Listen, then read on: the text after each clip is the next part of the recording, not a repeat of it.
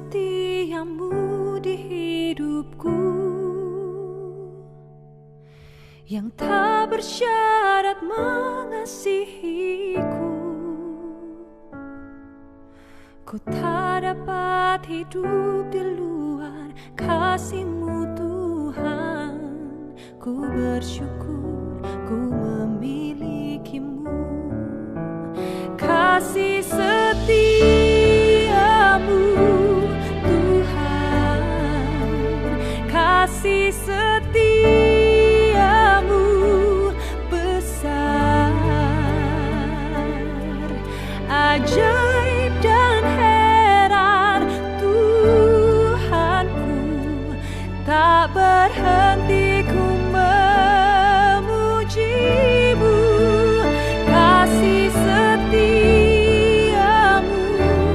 Tuhan, kasih setiamu besar,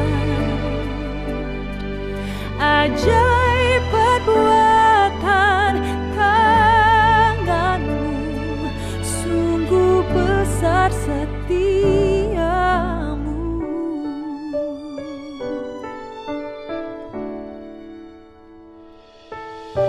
Tiada terukur setiamu, dalamnya tak dapat ku selami. Ku tak dapat hidup di luar kasih-Mu Tuhan. Ku bersyukur ku memilikimu. Kasih setiamu Tuhan, kasih setiamu besar, ajaib dan heran Tuhanku. Tak berhenti ku memuji-Mu. Kasih setiamu Tuhan, kasih setiamu besar, ajaib perbuatan tangan-Mu, sungguh besar setiamu.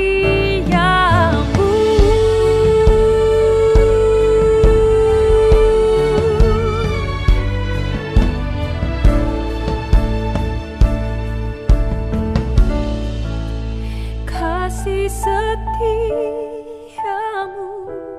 Tuhan, kasih setiamu besar,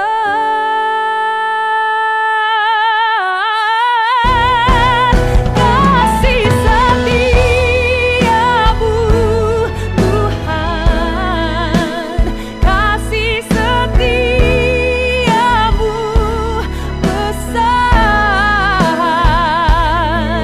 ajaib dan heran Tuhanku. Tak berhenti ku memuji-Mu. Kasih setiamu Tuhan, kasih setiamu besar,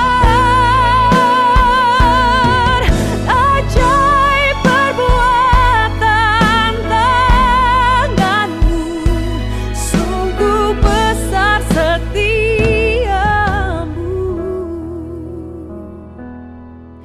ajaib dan heran Tuhanku, sungguh besar setiamu.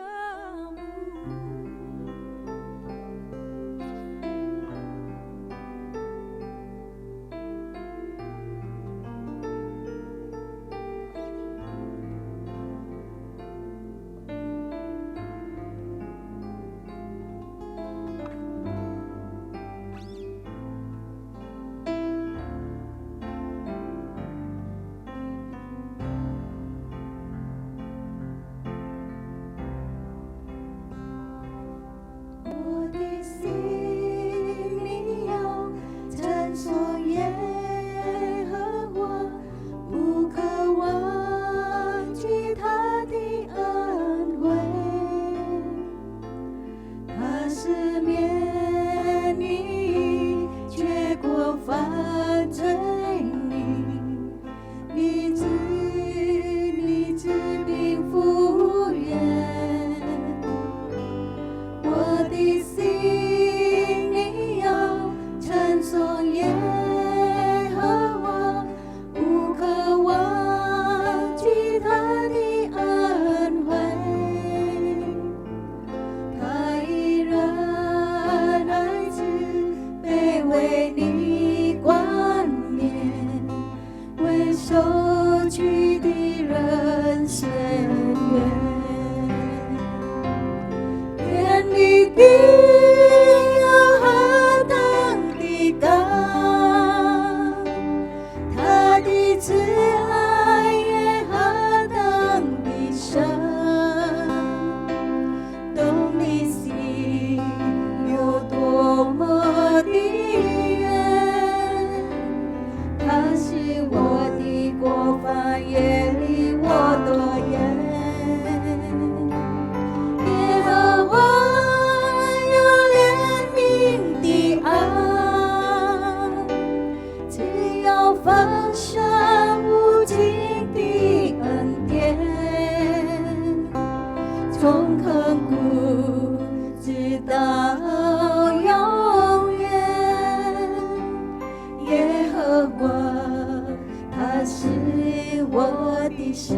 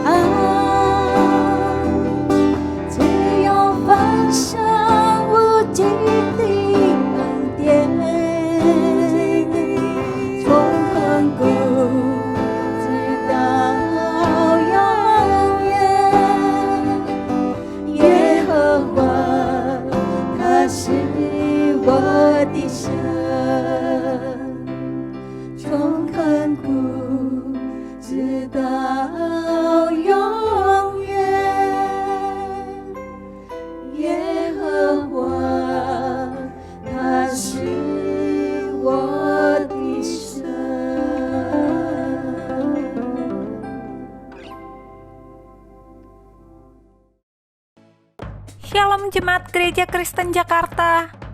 Gereja memberikan layanan ibadah online bagi jemaat. Lalu apa saja ya yang harus dipersiapkan? Pilihlah jam ibadahmu dan ikuti tepat waktu. Jangan sampai terlambat ya. Berpakaian rapi dan sopan, seperti kondisi jemaat akan pergi ke gereja. Siapkan Alkitab dan alat tulismu ya. Duduklah dengan posisi yang baik agar tetap fokus. Hindari untuk berbaring ataupun sambil melakukan kegiatan lain di rumah. Berdoalah secara pribadi untuk mempersiapkan hati kita mengikuti ibadah ya. Berpartisipasilah aktif dalam beribadah, seperti ajakan untuk berdiri atau duduk, menyanyikan pujian, dan mendengarkan firman Tuhan dengan tetap fokus. Persembahan dapat jemaat berikan melalui transfer ke rekening gereja lokal masing-masing ya. Ikutilah ibadah online sampai selesai. Mohon bimbingan orang tua untuk dapat mengajak anak merenungkan firman melalui ibadah online sekolah minggu.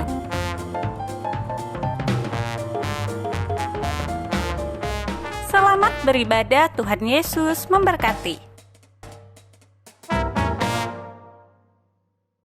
Shalom jemaat kekasih di dalam Tuhan, bertemu kembali pagi hari ini dalam ibadah kita. Kita percaya bahwa hanya karena kemurahan Tuhan saja kita boleh beribadah pada pagi hari ini. Kita akan lebih lagi masuk menikmati hadirat dan lawatan Tuhan. Saya mengajak kita semua bangkit berdiri, kita masuk di dalam saat teduh.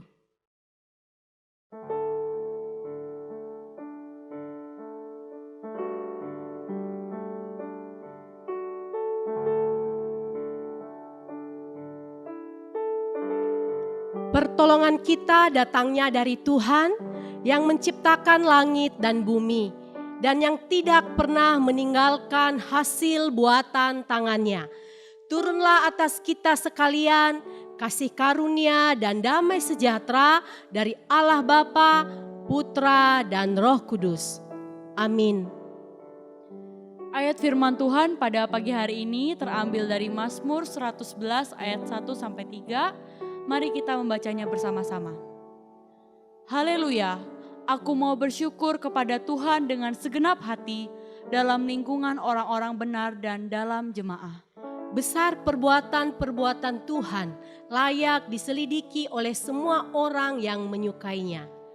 Agung dan bersemarak pekerjaannya, dan keadilannya tetap untuk selama-lamanya. Amin. Biarlah setiap kita yang membaca dan merenungkan firman Tuhan dapat menjadi pelaku-pelaku firman dimanapun kita berada. Saudara-saudara yang dikasihi Tuhan, walaupun saat ini kita masih beribadah di rumah masing-masing, biarlah kita datang ke hadirat-Nya, menaikkan puji-pujian dan pengagungan untuk Allah kita yang bertata di dalam surga. Kita katakan pujian ini, kita menyembah Allah kita yang hidup.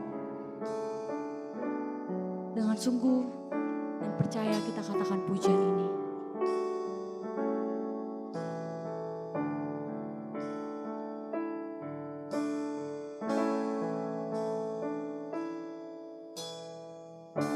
Saat ku menyembahmu, Roh-Mu bekerja.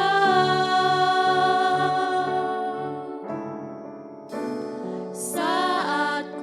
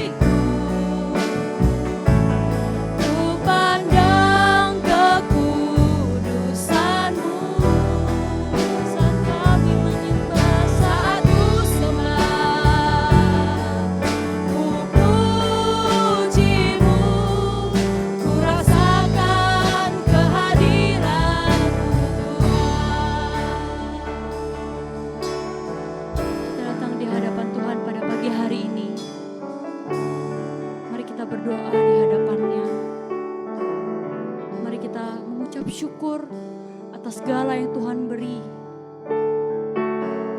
Dari hari Senin, Selasa, sampai hari Minggu ini, kita masih dapat memuji dan menyembah Dia. Mari kita mengucap syukur buat kesehatan yang Tuhan beri.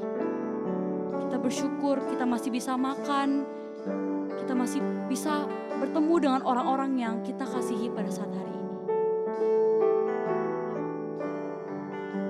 Allah kita adalah Allah yang sungguh luar biasa.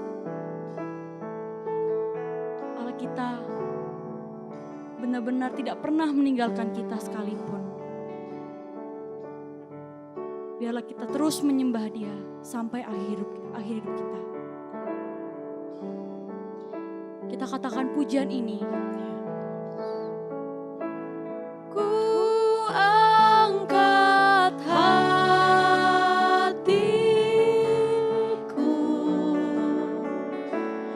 ku pandang kekudusan-Mu.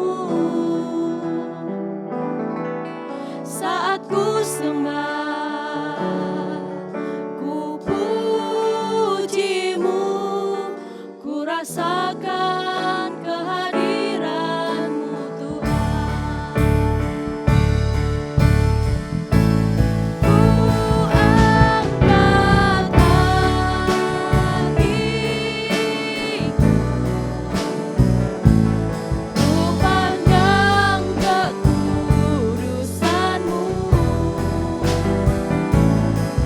Saat ku sembah, puji-Mu, ku rasakan kehadiran-Mu Tuhan. Ku rasakan kehadiran-Mu Tuhan. Ku rasakan kehadiran-Mu Tuhan. Terpujilah Tuhan yang adalah begitu baik bagi kami. Kami merasakan hadirat-Mu di pagi hari ini Tuhan. Ketika kami datang menyembah-Mu, ketika kami datang memuji Engkau, kami merasakan Engkau hadir dan melawat setiap kami. Terima kasih Tuhan sudah berkenan hadir di dalam hati kami. Terima kasih Tuhan sudah berkenan hadir dalam keluarga kami. Terima kasih buat persekutuan yang indah di hari ini Tuhan. Kami sangat menikmati bahwa Engkau begitu baik bagi kami. Biarlah penyembahan kami, biarlah pujian kami ini naik ke hadapan Tuhan dan menjadi puji-pujian yang indah, menjadi dupa yang harum di hadapan Tuhan. Teruslah berkarya dalam hidup kami Tuhan, karena kami percaya Tuhan tidak pernah meninggalkan kami. Setiap hari kami selalu bersama dengan Tuhan. Kami selalu menikmati hadirat Tuhan dalam hidup kami. Dalam setiap kegiatan kami, dalam setiap pekerjaan kami, apapun itu, kami yakin ada Tuhan bersama-sama dengan kami. Lawat setiap kami Tuhan pagi hari ini. Kami percaya di dalam ibadah ini kami menerima berkat yang luar biasa dari Tuhan. Kami menikmati sukacita yang besar dari Tuhan. Pimpin kami dari awal sampai berakhirnya ibadah ini. Nama Tuhan saja yang ditinggikan, dipermuliakan. Kuduskan hidup kami Tuhan. Ampuni dari segala kesalahan yang menyakiti hati Tuhan. Sehingga kami layak di hadapan-Mu pagi hari ini. Terpujilah Engkau Bapa. Dalam nama Tuhan kami Yesus Kristus kami berdoa dan mengucap syukur. Haleluya. Amin. Mari seluruh jemaat yang ada di rumah, kita bangkit berdiri, kita mengakui pengakuan iman rasuli. Pengakuan iman rasuli.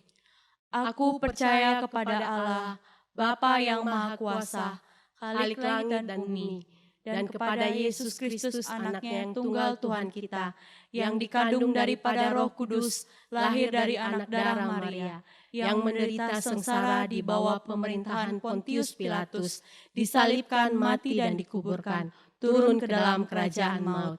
Pada hari yang ketiga, bangkit pula dari antara orang mati, naik ke surga, duduk di sebelah kanan Allah, Bapa yang Maha Kuasa. dan dari sana ia akan datang untuk menghakimi orang yang hidup dan yang mati.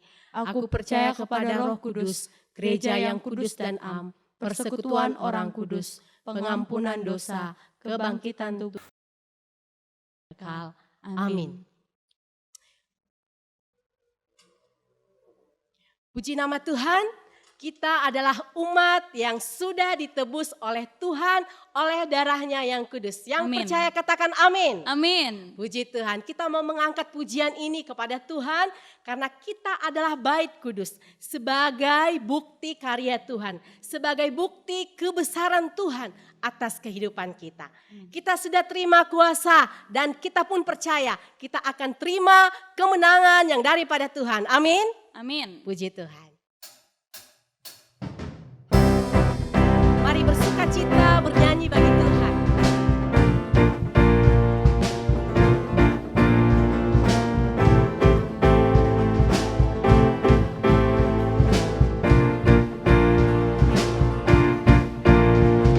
Kami yang telah ditebus dengan darah yang kudus, mengangkat pujian bagimu. Kami bait kudus-Mu Tuhan. Kami bait kudus-Mu sebagai bukti karya-Mu.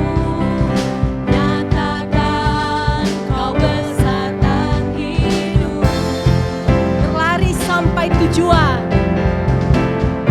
Berlari sampai tujuan, mendapatkan mahkota kekal. Kami terima kuasa-Mu Tuhan, kami terima kemenangan yang Engkau sediakan untuk kami bawa di setiap langkah. Dimanapun kami berdiri, kemanapun kami kan pergi, di situ pasti mujizat terjadi. Amin. Kami telah ditebus dengan darah yang kudus, mengangkat pujian bagimu. Kami bait kudus-Mu sebagai bukti karya-Mu. Nyatakan Kau besar dan hidup. Mari berlari sampai tujuan. Berlari sampai tujuan, mendapatkan mahkota kekal. Kami terima kuasa-Mu Tuhan, kami terima kemenangan yang Engkau sediakan untuk kami bawa di setiap langkah. Dimanapun kami berdiri, kemanapun kami kan pergi, di situ pasti mujizat-Mu terjadi.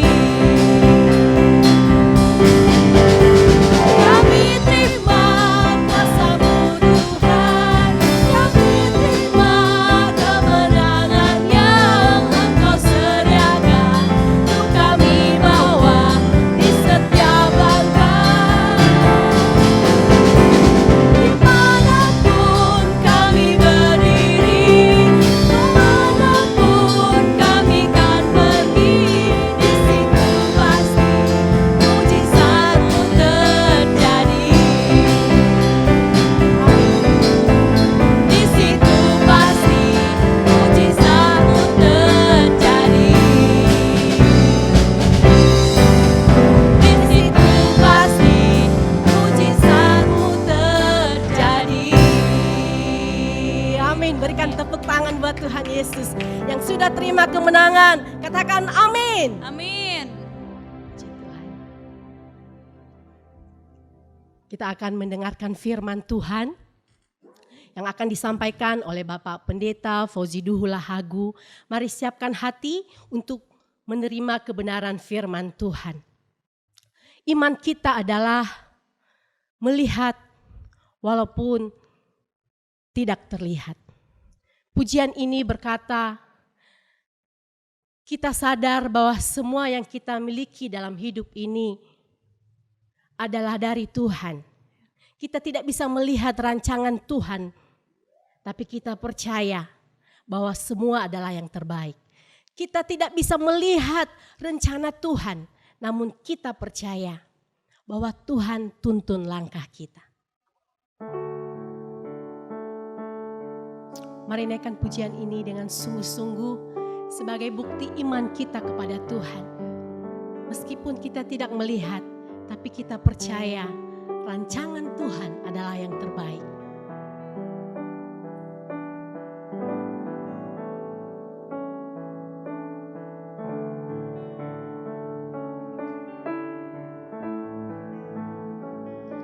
Ku sadar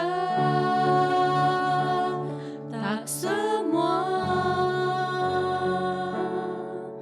dapat aku miliki di dalam hidupku.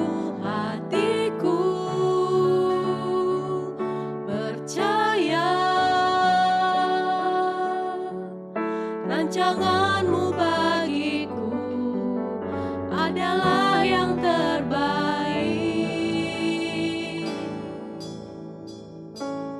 Walau ku tak dapat melihat semua rencanamu, Tuhan, namun hatiku tetap memandang padamu. Kau tuntun langkahku. Walau ku tak dapat berharap atas kenyataan hidupku, namun hatiku tetap memandang padamu.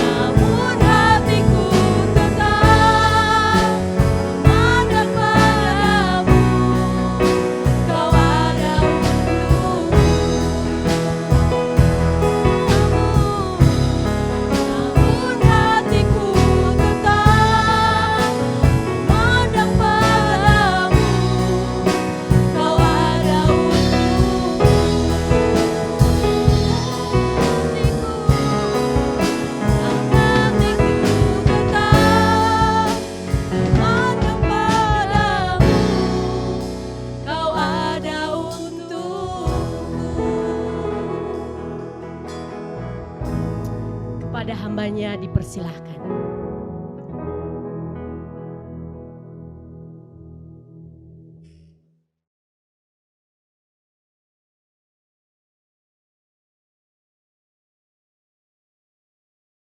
Shalom saudara yang dikasihi Tuhan, kita mengucap syukur karena kita sekali lagi diberikan kesempatan oleh Tuhan, boleh beribadah kepada Tuhan dan juga mendengarkan firman-Nya di minggu pertama dalam bulan Oktober ini. Saudara sekalian, sebelum kita mendengarkan firman Tuhan, mari kita bersatu di dalam doa. Sekali lagi ya Tuhan, kami mohon hikmat-Mu turun atas kami. Ketika kami merenungkan firman-Mu, biarlah firman-Mu ini meluruskan jalan hidup kami, menerangi jalan kami, menguatkan dan menghiburkan kami, supaya kami sungguh-sungguh dapat menghayati kebaikan Tuhan dan anugerah Tuhan dalam hidup kami, dan itu kami wujudkan dengan hidup yang senantiasa memuliakan nama-Mu. Bersabda kepada kami siap mendengar. Demi nama Tuhan Yesus kami berdoa. Amin. Saudara-saudara yang dikasihi Tuhan, firman Tuhan kepada kita pada pagi hari ini diberikan tema melihat yang belum terlihat. Teks bacaan kita terambil dari dua bagian firman Tuhan, yaitu dari Ibrani pasal 11 ayat yang ke-7 dan Kejadian pasal 6 ayat 9 sampai ayat yang ke-22. Saudara sekalian, pagi hari ini kita hanya melihat satu bagian saja dari Ibrani pasal 11 ayat 7, dan saya berharap nanti di rumah saudara-saudara bisa membaca dari Kejadian pasal 6 ayat 9 sampai ayat yang ke-22. Mari kita melihat dan membaca dalam Ibrani pasal 11 ayat yang ke-7. Ibrani pasal yang ke-11 ayat ke-7, demikianlah firman Tuhan. Karena iman, maka Nuh dengan petunjuk Allah tentang sesuatu yang belum kelihatan, dengan taat mempersiapkan bahtera untuk menyelamatkan keluarganya. Dan karena iman itu, ia menghukum dunia, dan ia ditentukan untuk menerima kebenaran sesuai dengan imannya. Saudara-saudara yang dikasihi Tuhan, pada suatu ketika ada seorang rohaniwan, dia mengunjungi jemaatnya yang sedang sakit. Dan penyakit yang diderita oleh jemaatnya itu cukup membuatnya menangis dan meringis oleh karena sakitnya itu. Dan dia kemudian curhat kepada rohaniwan, kepada pendeta yang datang mengunjunginya. Dia mengatakan begini, Pak Pendeta, ada seorang jemaat yang sering kali datang mengunjungi saya. Dan setiap kali ia datang mengunjungi saya, pada waktu saya menangis, saya meringis, dia berkata kepada saya begini, ah itu aja kok nangis. Lalu kemudian saya berkata kepadanya, Pak Pendeta, iya ini sakit, ini sangat membuat saya merasa sakit, saya tidak kuat. Lalu kemudian saya menangis. Lalu kemudian teman saya itu mengatakan begini, kamu kan punya iman, masa nangis begitu aja? Kamu kan punya iman, tidak boleh nangis. Lalu kemudian saudara sekalian, sang rohaniwan itu setelah mendengar keluhan jemaatnya, dia mengambil sebuah tongkat dan kemudian dia memberikan kepada jemaatnya itu.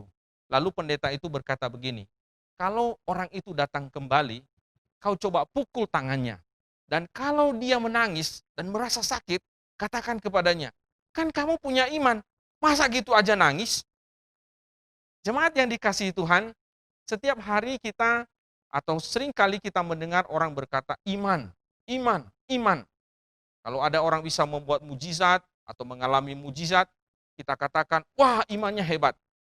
Kalau ada orang yang kemudian pernah bertemu atau bersentuhan dengan orang yang berpenyakit corona misalnya, lalu kemudian dia tidak mengalami corona, dia tidak terinfeksi, lalu kita mengatakan, wah dia punya iman, imannya kuat. Saudara sekalian, sesungguhnya seperti apakah kehidupan yang beriman itu? Hari ini kita akan belajar ada beberapa kebenaran tentang iman. Yang pertama saudara, iman kepada Allah ditunjukkan itu dengan ketaatan. Nah kalau kita belajar dari teks bacaan kita pada hari ini, terutama ketika kita belajar atau melihat kehidupan Nuh, maka kita melihat bahwa Nuh itu adalah keturunan Adam yang ke-9. Ia adalah anak dari seorang bernama Lameh. Dan Nuh itu saudara berasal dari garis keturunan Set. Kita tahu bahwa Adam itu punya 3 orang anak. Yang pertama namanya Kain, yang kedua namanya Habel, lalu kemudian dia punya anak lagi namanya Set. Nah saudara, kita tahu Kain membunuh Habel, berarti tinggal Kain dan kemudian Set. Nah, dari keturunan Set ini lahirlah Nuh. Nah, kalau kita membaca kitab ini, saudara, kitab Kejadian, maka jelas sekali setelah peristiwa air bah, kelihatan sekali dengan jelas bahwa karena Nuh itu berasal dari keturunan Set, maka garis atau keturunan dari Kain itu musnah karena air bah. Jadi hanya tinggal dari keturunan Set saja. Nah, saudara yang saya kasih dalam Tuhan, Nuh memiliki arti nama yang cukup banyak, saudara. Arti namanya cukup banyak, tetapi dalam bahasa Ibrani saya sebutkan satu saja arti namanya, yaitu istirahat. Nah, kisah Nuh sendiri, saudara, cukup panjang dicatat di dalam Alkitab. Ada 4 pasal, mulai dari pasal 6 sampai pasal 9. Dan di dalam kitab Ibrani ini kita melihat Nuh itu disebut sebagai orang yang beriman. Dan ia adalah tokoh yang ketiga yang disebutkan oleh penulis kitab Ibrani sebagai orang yang beriman kepada Allah. Nah, saudara, dalam ayat yang ke-7 mari kita perhatikan kembali. Di situ dikatakan dengan taat ia mempersiapkan bahtera untuk menyelamatkan keluarganya. Saudara sekalian, Nuh pekerjaannya adalah seorang petani. Ia memiliki kebun anggur. Namun kemudian firman Tuhan datang kepada Nuh untuk memerintahkan kepada Nuh supaya dia membuat sebuah bahtera atau sebuah perahu dari kayu gofir. Nah, Nuh sama sekali tentu saja belum pernah membuat sebuah kapal atau sebuah bahtera. Ia bukan seorang insinyur, ia juga bukan seorang pembuat atau bukan seorang tukang kapal. Bahkan, saudara, mungkin di zaman Nuh belum pernah ada orang membuat kapal pada waktu itu. Nah, saudara, bahtera itu bukan kapal yang kecil. Itu adalah sebuah kapal yang ukurannya sangat besar pada zaman itu. Di dalam Alkitab dikatakan panjangnya sekitar 300 hasta, atau kalau dimeterkan, saudara sekalian, sekarang kurang lebih 157 meter. Cukup panjang, saudara ya, cukup besar. Nah, saudara, bagaimana bisa membuat kapal sebesar ini? Nuh tidak punya pengalaman, Nuh tidak pernah melakukan membuat kapal sebesar itu, saudara. Tetapi yang mengherankan adalah bahwa Nuh itu ketika dia mendengarkan perintah daripada Tuhan, dikatakan dia mentaati perintah Tuhan. Dia taat pada perintah Tuhan. Dia melakukan apa yang Tuhan perintahkan. Di dalam Kejadian pasal 6 ayat yang ke-22, sekali lagi Kejadian pasal 6 ayat 22 dikatakan, lalu Nuh melakukan semuanya itu tepat seperti yang diperintahkan Allah kepadanya. Demikianlah dilakukannya. Nuh, saudara, dikatakan mentaati semua perintah Allah itu dengan tepat. Tidak ada satupun yang dilalaikannya. Saudara-saudara yang dikasihi Tuhan, Nuh mentaati Allah karena Nuh itu beriman kepada Allah. Jadi dasar daripada ketaatan Nuh itu untuk melakukan perintah Tuhan, mentaati perintah Tuhan dengan sangat teliti, dengan sangat jelas, itu karena dia memiliki iman kepada Allah. Allah mengatakan kepada Nuh bahwa air bah akan datang dan memenuhi bumi. Dan Nuh itu percaya kepada Allah. Sekalipun Nuh pada waktu itu belum melihat air bah itu, namun ia percaya. Ia dikatakan percaya kepada apa yang Tuhan firmankan. Nah, inilah yang disebut dengan iman.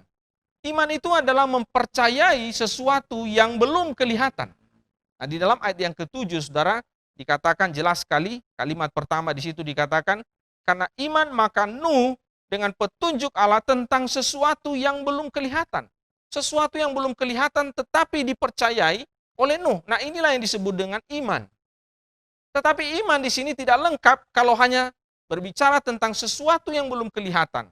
Di sini iman juga, saudara, berbicara tentang mempercayai apa yang Tuhan katakan. Mempercayai petunjuk yang Tuhan katakan. Nah, perhatikan sekali lagi ayat yang ke-7 itu dikatakan dengan petunjuk Allah. Artinya sesuai dengan apa yang difirmankan Allah. Jadi iman itu, saudara, adalah mempercayai apa yang Allah katakan atau Allah tetapkan melalui firman-Nya yang dikatakannya atau dituliskannya kepada umatnya. Nah, ini yang disebut dengan iman.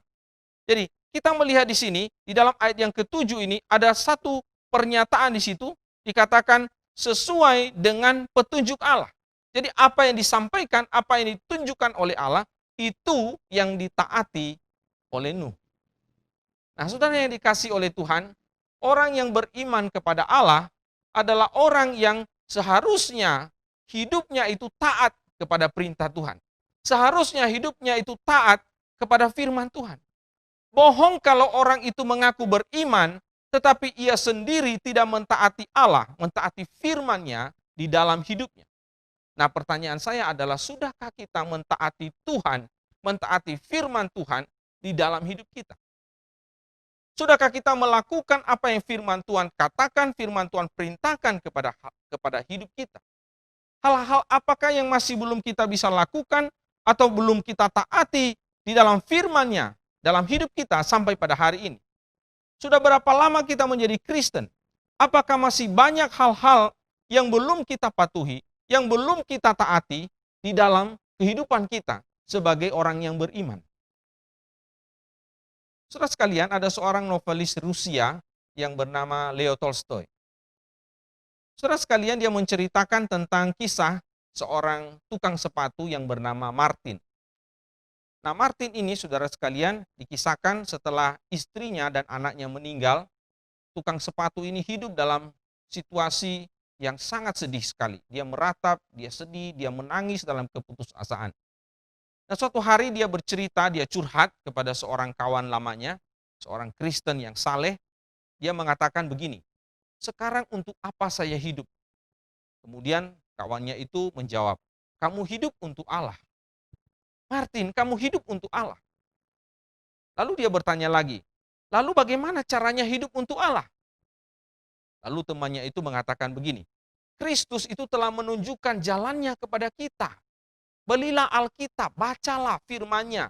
Di sana kau akan temukan bagaimana cara kita hidup bagi Allah." Segalanya dijelaskan di situ.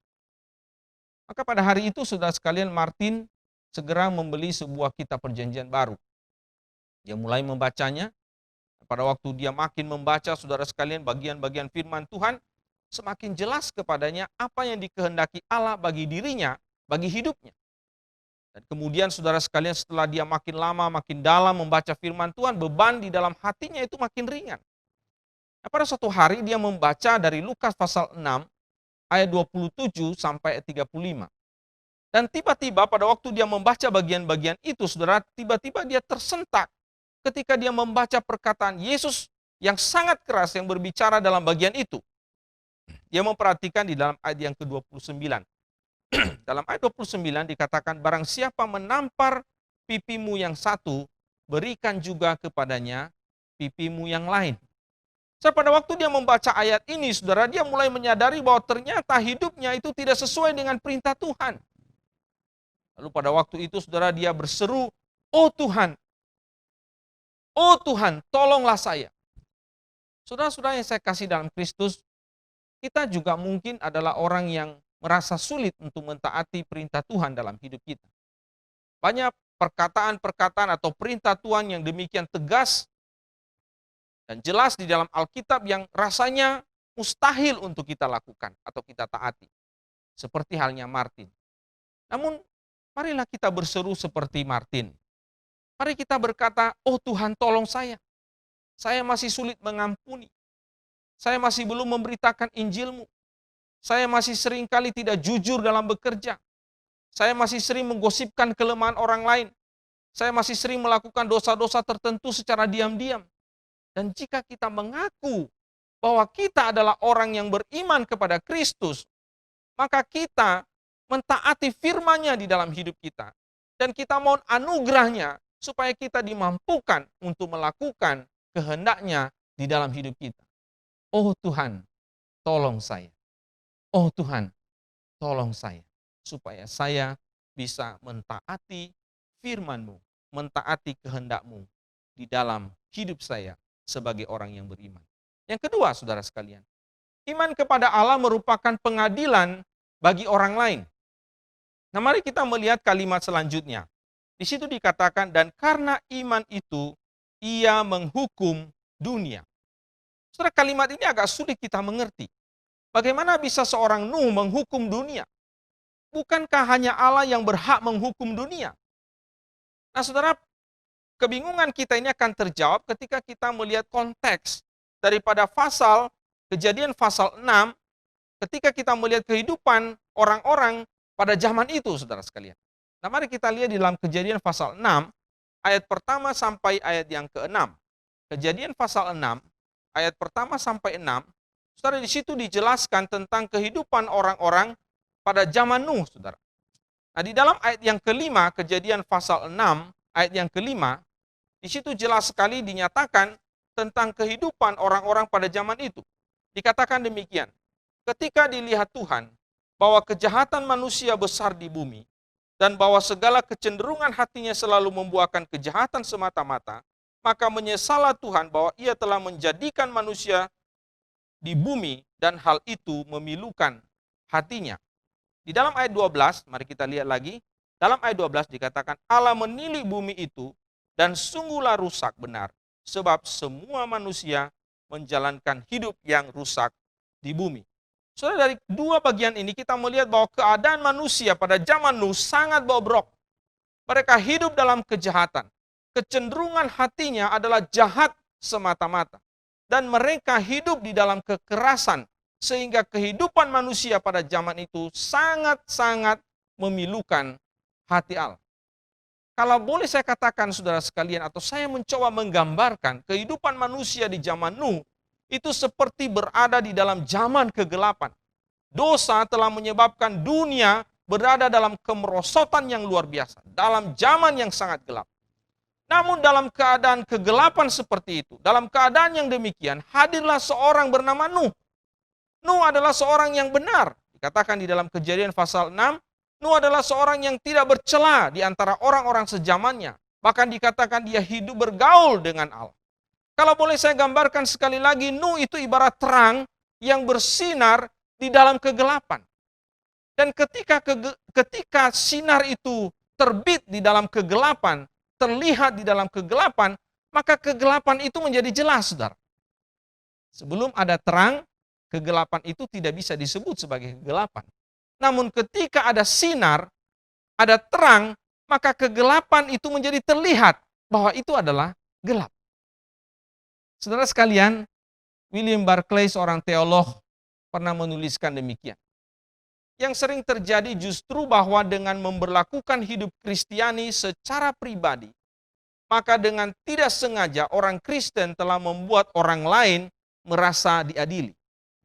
Di dalam bagian yang lain lagi, beliau menuliskan begini, karena di dalam terang kebaikan itu, kejahatan akan nampak terkutuk.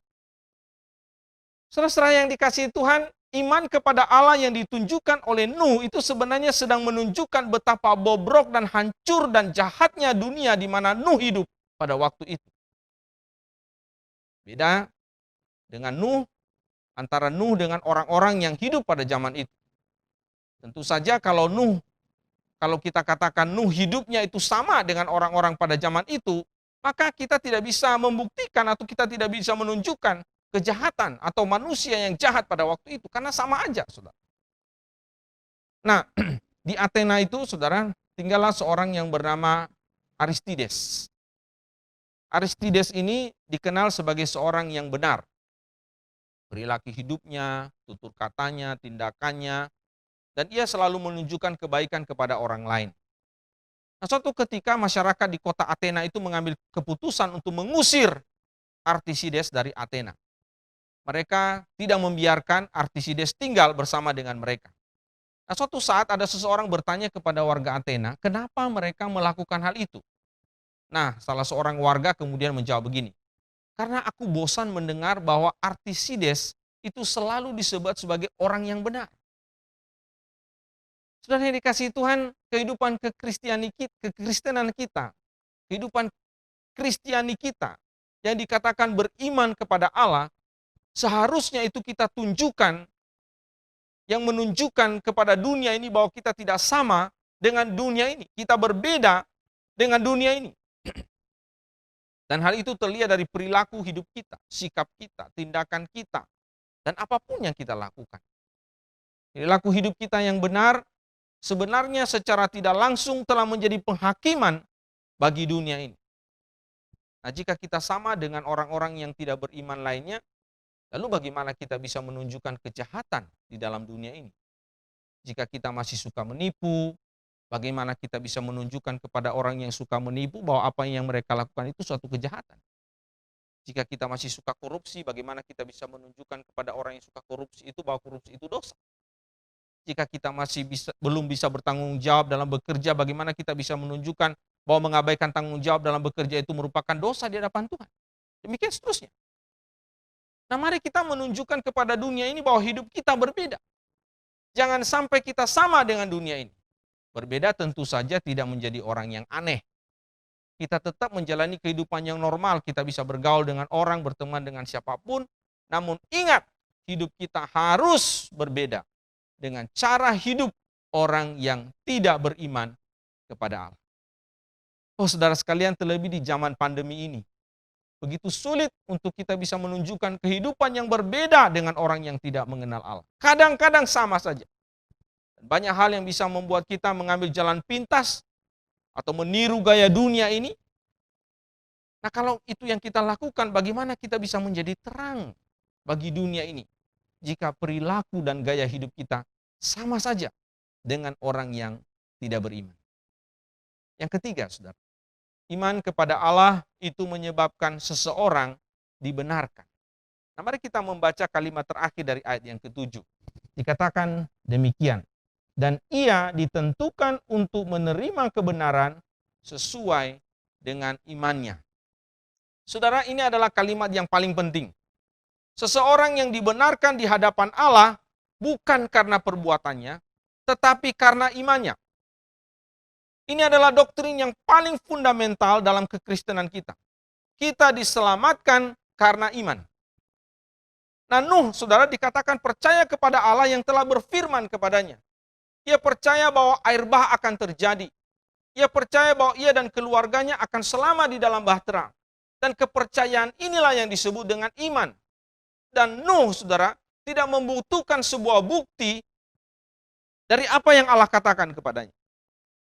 Dia percaya bahwa air bah akan terjadi. Dia percaya bahwa di dalam bahtera keluarganya akan diselamatkan. Seorang bernama Dihan, saudara sekalian, penulis renungan harian, dia pernah mengatakan begini. Iman sejati tidak meminta bukti-bukti tambahan. Tidak meminta tanda-tanda atau suara-suara atau penglihatan-penglihatan atau mimpi-mimpi. Atau bukti-bukti saintifistik atau penemuan-penemuan arkeologi atau bukti-bukti geologi. Iman yang sejati itu adalah menerima firman Allah hanya karena Allah telah mengatakannya. Dan Nuh, saudara, dikatakan mempercayai apa yang dikatakan oleh Allah. Dan itulah yang membuat Nuh dibenarkan di hadapan Allah. Bukan karena perbuatannya, tetapi karena dia percaya. Sekalipun dia belum melihat, dia percaya kepada apa yang dikatakan oleh Allah kepadanya. Nah, saudara yang dikasihi Tuhan, bahtera itu adalah salah satu tipe dari Kristus, saudara. Sebagaimana Nuh percaya kepada apa yang Allah katakan tentang bahtera, demikianlah juga sebenarnya Nuh percaya kepada apa yang Allah katakan tentang Kristus. Perhatikan ya, dia percaya kepada bahtera itu dan dia juga percaya tentang apa yang Allah katakan tentang Kristus. Nuh itu masuk ke dalam bahtera dan Nuh itu mempertaruhkan jiwanya dan hidupnya bahkan keluarganya di dalam bahtera karena dia percaya bahwa bahtera itu mampu menyelamatkannya. Demikian juga Nuh mempertaruhkan jiwanya dan hidupnya kepada Kristus. Dan ia percaya bahwa Kristus dapat menyelamatkannya. Sekali lagi, Nuh memiliki iman percaya kepada Kristus dan oleh sebab itu ia dibenarkan dan ia diselamatkan. Pertanyaan saya yang terakhir adalah, apakah Nuh itu adalah manusia yang sempurna? Apakah kedekatannya dengan Allah itu dan kebenaran yang ditunjukkannya menunjukkan bahwa Nuh itu adalah seorang manusia yang sempurna yang tidak berdosa? Jawabannya adalah tidak. Nuh sebenarnya sama dengan kita. Ia juga adalah keturunan orang berdosa. Ia dikandung di dalam dosa, ia lahir sebagai orang berdosa, dan dia membutuhkan juru selamat. Nah, oleh karena dia adalah seorang yang berdosa dan dia membutuhkan juru selamat dan dia butuh dibenarkan. Maka dikatakan menarik sekali dalam pasal 6 ayat 8, Kejadian pasal 6 ayat yang ke-8. Mari kita lihat. Di situ dikatakan dalam Kejadian pasal 6 ayat 8, tetapi Nuh mendapat kasih karunia di mata Allah. Menarik sekali saudara, sebelum pasal 6 ayat yang ke-9 ketika berbicara tentang bagaimana hidup Nuh, sebenarnya di dalam ayat yang ke-8 dikatakan bahwa Nuh itu telah mendapatkan kasih karunia di hadapan Allah. Nah, Nuh diselamatkan dan dibenarkan bukan karena Nuh itu seorang manusia yang sempurna atau dia seorang yang tidak berdosa. Tetapi Nuh itu dibenarkan hanya karena kasih karunia Allah. Dan karena kasih karunia itulah Nuh itu beriman kepada Allah. Sekali lagi bukan karena kuat, hebat, dan gagah seorang Nuh. Nuh beriman kepada Allah. Dan imannya kepada Allah itu pun karena kasih karunia Allah. Seorang bernama Darren Aronofsky, dia adalah sutradara film Noah atau film Nuh yang dirilis pada tahun 2014. Suatu hari dia ditanya oleh seorang wartawan mengapa dia sampai memproduksi sebuah film yang berjudul Noah itu. Dan dia menjawab begini, aku ingat waktu saya masih kecil, aku sangat ketakutan mendengar cerita tentang Nuh. Bagaimana aku tidak cukup saleh untuk bisa naik ke dalam bahtera itu. Bagaimana kalau aku tidak cukup saleh untuk bisa naik ke dalam bahtera itu. Aku punya dosa. Apa aku bisa naik ke atasnya? Siapa yang layak naik ke atasnya? Saudara sekalian, siapakah yang layak diselamatkan? Siapakah yang layak untuk dibenarkan? Siapakah mereka yang layak di hadapan Allah? Saya katakan kepada saudara, hanya mereka yang mendapatkan kasih karunia Allah. Karena kasih karunia Allah maka seseorang itu bisa beriman dan dia bisa percaya kepada Allah. Jika sebelumnya kecenderungan hatinya adalah jahat, tidak mau percaya, keras kepala, namun karena kasih karunia Allah, ia mengubah kecenderungan hati itu dan dia membuat orang itu kembali condong kepada Allah dan dia beriman kepada Allah, dia percaya kepada Allah. Nah, saudara yang saya kasih dalam Tuhan, hari ini jika kita memiliki iman seperti Nuh yang menyebabkan kita dibenarkan, bahkan diselamatkan di dalam anugerah Tuhan. Sekali lagi saya katakan, itu semua hanya karena kasih karunia Tuhan kepada kita. Tidak ada satupun yang membuat kita bisa menjadi sombong dan bangga. Kita dibenarkan karena iman percaya kepada Tuhan sebelum kita melakukan kebaikan. Sebelum kita melakukan sesuatu yang menyenangkan hati Tuhan. Kita diselamatkan hanya karena kita beriman dan iman itu pun adalah karena kasih karunia daripada Allah. Pembenaran yang Kristus berikan kepada kita pada hari ini seharusnya membuat kita lebih giat lagi bekerja di dalam Dia. Membuat kita lebih lagi mengasihi Dia. Saya ingat ada sebuah lagu yang sangat terkenal yang mungkin juga kita ketahui dan kita seringkali nyanyikan. Sebuah lagu yang dikarang oleh seorang buta namun memiliki iman percaya yang luar biasa kepada Tuhan. Namanya Fanny Crosby. Saya akan menyanyikan lagu ini, saudara bisa ikuti dari rumah.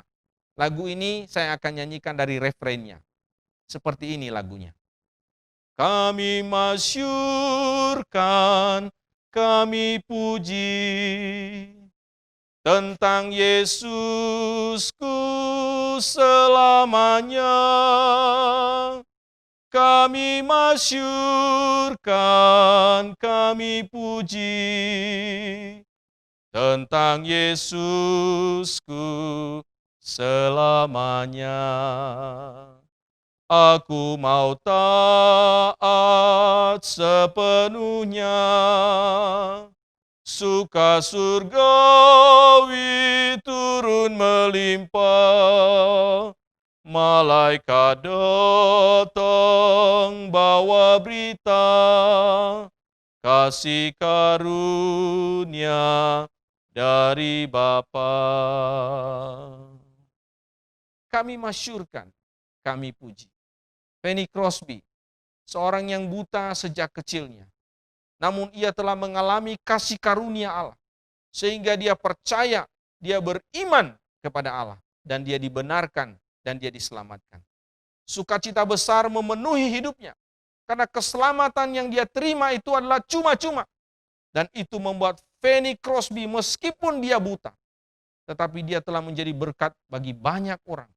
Ia mengarang begitu banyak lagu yang sering kali kita nyanyikan bahkan sampai pada hari ini.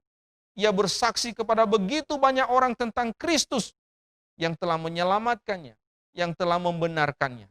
Di hadapan Kongres Amerika, bahkan di hadapan Presiden Amerika Serikat, dia pernah bersaksi, dia pernah menyatakan imannya kepada mereka. Fanny Crosby, seorang yang buta, tetapi dia telah memasyurkan Allah di dalam hidupnya. Mari saudara sekalian, kalau kita adalah orang-orang yang telah dibenarkan karena iman kita kepada Allah, seharusnya membawa kita untuk memasyurkan nama Tuhan di dalam hidup kita. Karena keselamatan yang kita terima itu adalah cuma-cuma, dan itu juga kita harus bagikan, nyatakan, beritakan kepada orang lain. Hari ini, di minggu pertama ini, kita akan menerima cawan perjamuan Tuhan. Kita akan makan roti perjamuan dan minum dari cawan perjamuan itu. Kiranya kita diingatkan kembali akan kasih karunia Tuhan yang telah membenarkan kita, yang telah memberikan kepada kita iman untuk percaya, dan kita dapat diselamatkan. Kiranya Tuhan menolong kita untuk hidup senantiasa memasyurkan nama Tuhan. Hari ini kita melihat 3 pelajaran penting. Yang pertama, iman kepada Allah ditunjukkan dengan ketaatan kita. Yang kedua, iman kepada Allah merupakan pengadilan bagi orang lain. Dan yang ketiga, iman kepada Allah menyebabkan seseorang dibenarkan. Mari kita berdoa. Tuhan, terima kasih untuk firman-Mu pada pagi hari ini. Biarlah termeteraikan di dalam hati dan jiwa kami. Sebagai orang-orang yang beriman kepada Tuhan, biarlah itu kami tunjukkan melalui ketaatan kami akan firman-Mu. Dan juga dalam perilaku hidup kami yang menunjukkan bahwa kami berbeda dengan dunia ini. Tolong kami juga Tuhan, ketika kami telah dibenarkan oleh karena kasih karunia-Mu, dan itu membuat kami beriman kepadamu. Biarlah kami memasyurkan nama-Mu, memuliakan Engkau, mengagungkan Engkau, mensyukuri kasih karunia-Mu di dalam hidup kami. Meteraikan firman-Mu Tuhan. Demi nama Tuhan Yesus kami berdoa. Amin.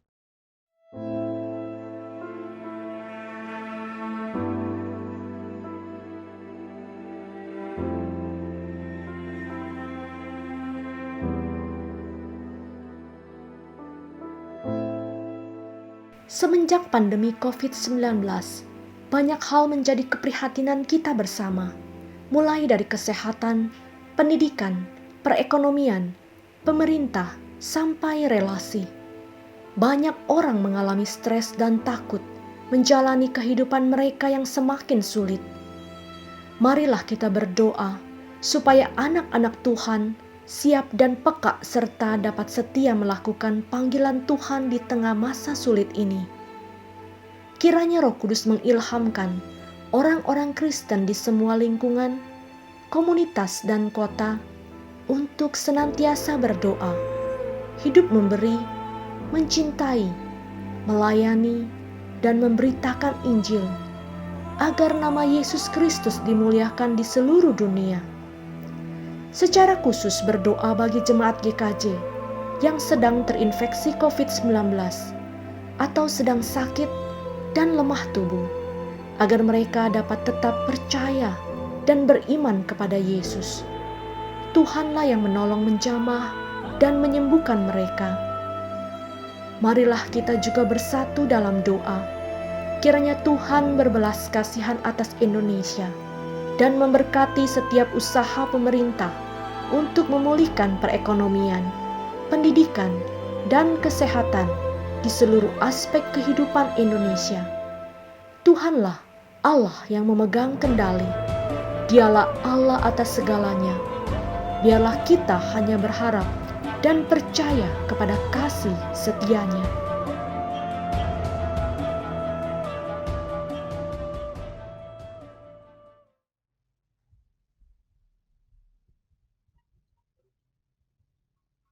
Terima kasih atas firman Tuhan yang diberikan oleh hambanya.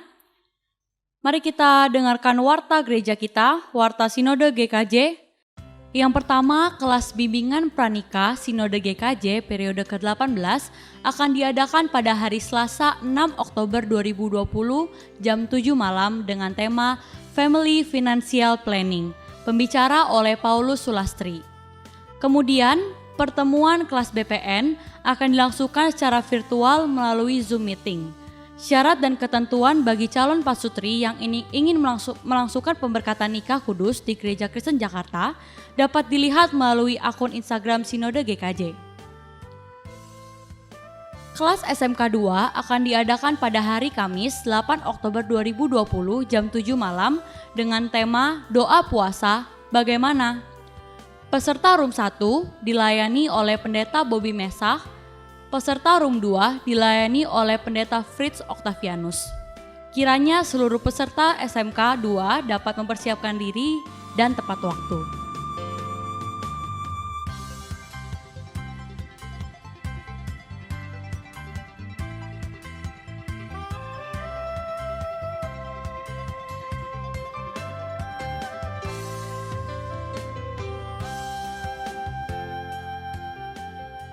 Demikianlah warta Sinode GKJ hari ini. Terima kasih atas perhatian Bapak, Ibu, dan saudara-saudari. Tuhan Yesus memberkati.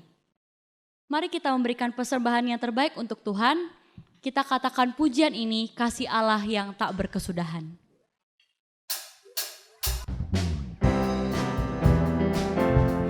Mari kita mengangkat pujian ini dengan penuh sukacita di hadapan Tuhan.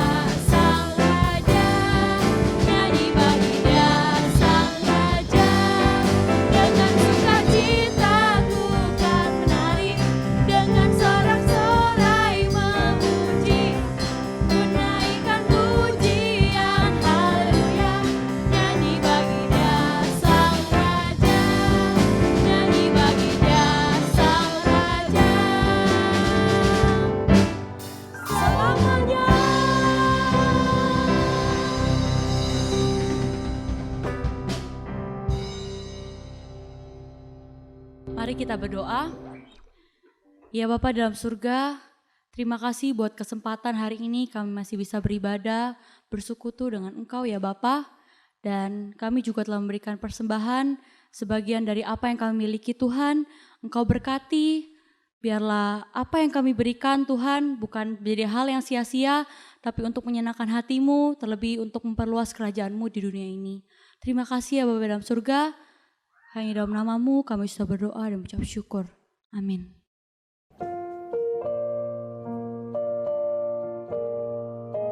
Saudara-saudara yang dikasihi Tuhan, kita bersyukur kepada Tuhan karena di masa pandemi ini Tuhan masih memberikan kita kesempatan untuk mengikuti perjamuan kudus. Dan perjamuan kudus ini adalah yang pertama kali dilaksanakan oleh Sinode Gereja Kristen Jakarta di masa pandemi ini. Mari kita memohon rahmat Tuhan, kiranya melalui perjamuan ini kita semua diberkati dan diteguhkan imannya oleh Tuhan. Saudara, sebelum kita akan masuk dalam perjamuan, mari kita sekali lagi bersatu di dalam doa. Ya Tuhan yang penuh kasih dan rahmat, kami datang kepadamu pada saat pagi hari ini. Kami sadar bahwa kami tidak sempurna di dalam hidup kami. Banyak dosa, ada pelanggaran, ada ketidaktaatan yang kami lakukan dalam perjalanan hidup kami sebagai orang beriman. Ampuni dosa kami, kuduskan kami, sucikan kami, layakkan kami, tahirkan kami dari segala pelanggaran dan dosa kami. Dan terimalah kami sebagai anak-anak-Mu yang telah Engkau tebus oleh darah-Mu, sehingga kami dilayakkan oleh kasih kemurahan-Mu menerima perjamuan kudus pada hari ini. Terima kasih Bapa di surga. Demi nama Tuhan kami Yesus Kristus kami berdoa. Amin. Saudara-saudara yang dikasihi Tuhan, perjamuan kudus memiliki 3 makna yang sangat penting bagi pemahaman kekristenan kita. Yang pertama, perjamuan kudus mengingatkan kita akan kasih karunia Tuhan di dalam hidup kita sebagai orang beriman. 2000 tahun yang lalu, Kristus telah datang ke dalam dunia. Dia telah mati di kayu salib, menggantikan kita. Dia telah menyerahkan nyawanya, mencucurkan darahnya bagi kita untuk menebus dosa-dosa kita, membebaskan kita, melepaskan kita dari segala kejahatan kita. Hari ini ketika kita menerima roti dan anggur perjamuan ini, mengingatkan kita betapa besarnya kasih-Nya, betapa luar biasanya anugerah-Nya, kasih karunia-Nya bagi hidup kita. Mari ketika kita menerima roti dan anggur ini, kita sekali lagi mengingat akan anugerah-Nya. Yang kedua, perjamuan kudus mengingatkan kita bahwa sekali ketika kita telah percaya kepada Tuhan, maka hidup kita menyatu dengan Dia. Dia di dalam kita dan kita di dalam Dia. Roti dan anggur yang akan kita makan dan akan kita minum bersama akan masuk di dalam tubuh kita dan akan terserap di dalam darah dan daging kita. Ini menggambarkan betapa menyatunya kita dengan Kristus. Dan tidak hanya dengan Kristus, tetapi juga menyatukan kita dengan saudara-saudara seiman kita di seluruh dunia ini, disatukan oleh anugerah Tuhan, oleh kasih karunia Tuhan. Yang ketiga, saudara, perjamuan kudus mengingatkan kita akan pengharapan kita. Sebagai orang yang beriman, kita memiliki pengharapan bahwa Kristus akan datang kembali. Dan ketika Dia datang kembali, kita akan berjumpa dengan Dia. Dia akan menghapus air mata kita. Dan Dia akan menjamu kita dalam sebuah perjamuan yang besar yang akan kita hadiri, yang kita akan nikmati bersama dengan Dia. Dan inilah pengharapan yang kuat bagi jiwa kita. Di tengah-tengah begitu banyak persoalan, di tengah-tengah begitu banyak kesulitan dan penderitaan dalam hidup di tengah-tengah dunia ini, kita masih memiliki harapan di dalam Dia. Dan perjamuan kudus ini mengingatkan kita kembali akan pengharapan itu. Saudara-saudara yang ada di rumah, kami mengingatkan kepada saudara sesuai dengan tata dasar gereja kita dan juga sesuai dengan teologi kita, bahwa perjamuan kudus ini hanya dibagikan bagi saudara-saudara yang telah memenuhi syarat yang tentunya telah disampaikan melalui gereja yang sudah menyampaikannya kepada kita masing-masing. Dan hari ini kita akan menerima perjamuan itu, dan saya persilakan nanti saudara-saudara yang ada di rumah, tentu sebagai kepala keluarga, akan membagikan roti dan anggur itu di tengah-tengah keluarganya masing-masing. Saudara sekalian, pada malam waktu Yesus diserahkan, Yesus mengambil roti, Dia mengucap syukur atasnya. Dia memecah-mecahkannya. Dan Dia memberikan kepada murid-muridnya, dan Dia berkata kepada mereka, "Inilah tubuhku yang diserahkan bagi kamu. Perbuatlah ini setiap kali kamu memakannya, menjadi peringatan akan aku." Demikian juga Ia mengambil cawan, Dia mengucap syukur atasnya, dan Dia memberikannya kepada murid-muridnya. Dan Dia berkata kepada mereka, "Cawan ini adalah perjanjian yang baru, yang telah dimeteraikan oleh darahku. Perbuatlah ini setiap kali kamu meminumnya, menjadi peringatan akan aku." Saudara sekalian, mari kita menyanyikan satu pujian dari Kidung puji-pujian Kristen nomor 166, salib yang hina. Dan saya persilakan roti dan anggur akan dibagikan di rumah masing-masing. Kita akan menyanyikan lagu ini, salib yang hina.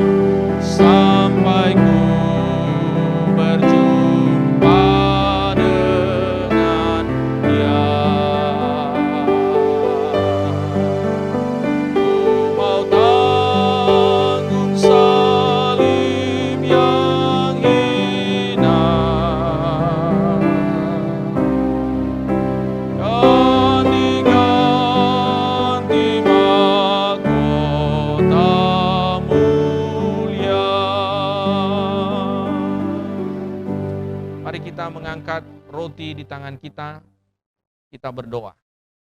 Tuhan, kasihanilah kami di dalam anugerah dan kasih setiamu. Perkenankanlah kami untuk makan roti yang melambangkan tubuhmu ini, agar melaluinya kami makin hari, makin hidupnya berkenan kepadamu.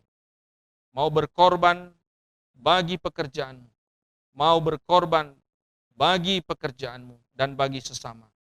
Terima kasih Tuhan. Demi nama Tuhan Yesus kami berdoa. Amin. Mari kita memakannya.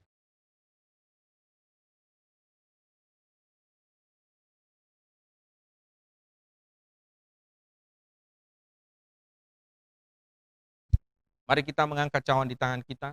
Kita berdoa.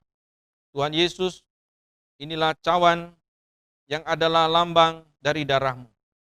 Biarlah melalui pengorbananmu membuat kami juga mau menjadi murid-murid-Mu yang setia, yang hidupnya senantiasa memuliakan Engkau melalui segala bidang kehidupan kami. Terima kasih, demi nama Tuhan Yesus kami berdoa.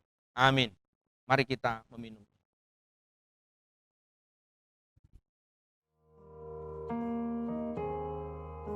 Sekali lagi kita berdoa. Terima kasih Tuhan, oleh anugerah dan kasih setiamu, pada hari ini kami boleh mengikuti perjamuan kudus. Biarlah Tuhan, melalui perjamuan ini, iman kami makin kuat, iman kami makin kokoh, kami makin taat kepadamu, dan hidup kami semakin berbeda dengan dunia ini. Hidup yang senantiasa memuliakan namamu.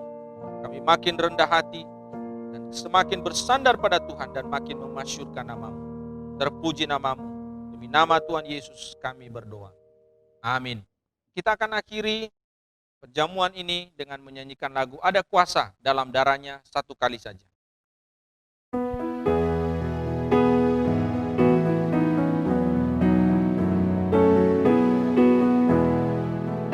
Ada kuasa dalam darahnya, darah domba Allah. Ada kuasa dalam darahnya, darah anak domba Allah. Kita akan mengakhiri ibadah kita menyanyikan doksologi. Saya mengundang jemaat sekalian untuk bangkit berdiri.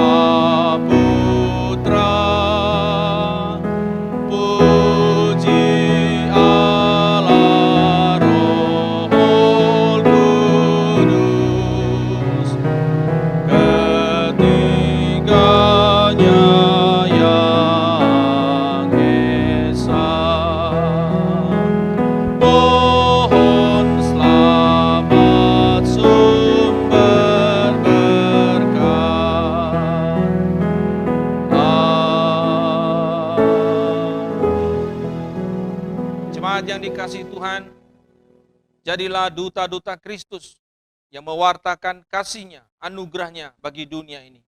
Arahkanlah hatimu kepadanya dan terimalah berkat-Nya.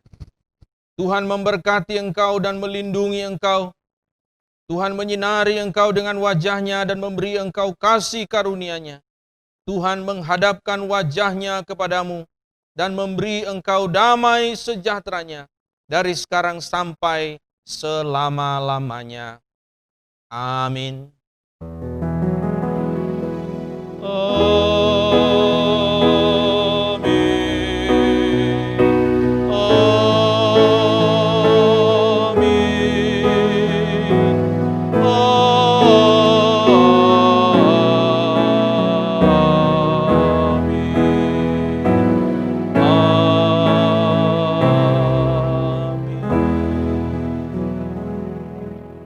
Jemaat duduk kembali, saat teduh, ibadah selesai.